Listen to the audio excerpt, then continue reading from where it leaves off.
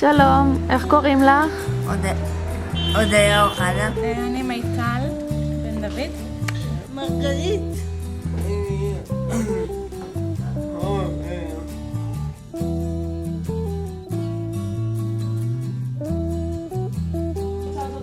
שלום, אנחנו רוצים לספר על הגרעין שלנו. במושג גרעין, הכוונה לקבוצת אנשים שפועלת כקבוצה חברתית ביחד למען מטרות משותפות. על הרעיון חשב עופר פוליצר לאחר שהכיר מהמשפחה שלו גרעינים שונים, גרעין נחל, גרעין בני מושבים וכו'.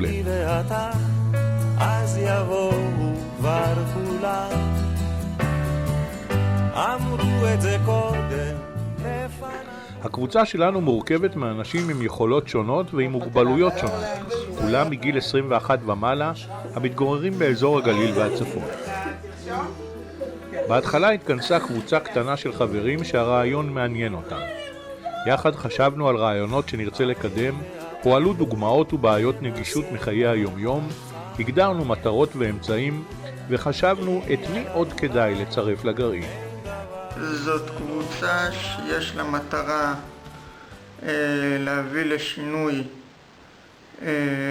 בכל מיני תחומים באזור לטובת צעירים עם צרכים מיוחדים. אחת המטרות המרכזיות של הגרעין זה לקדם את נושא הנגישות והמודעות לנגישות בגליל ובצפון. במשרד הפנים באשקלון ובכניסה שם יש רמפה, אבל אחרי הרמפה יש מדרגה קטנה וזה קצת לא מתאים כל כך לכיסא גלגלים. מטרות מעשיות לנגישות: הנגשת מקומות, לכתוב מכתבים למקומות לא נגישים, לציין לטובה מקומות נגישים בצפון, לפרסם באינטרנט באתר דוגרינט. אני ואתה ננסה מההתחלה.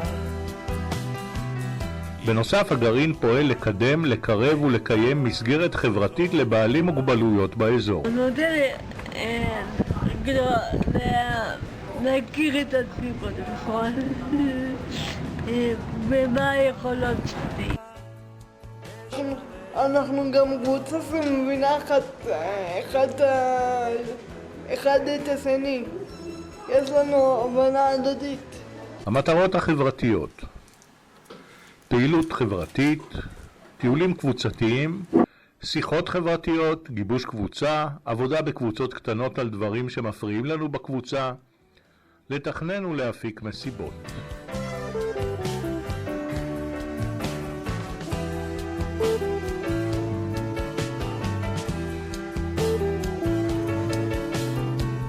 אני ואתה נשנה את העולם.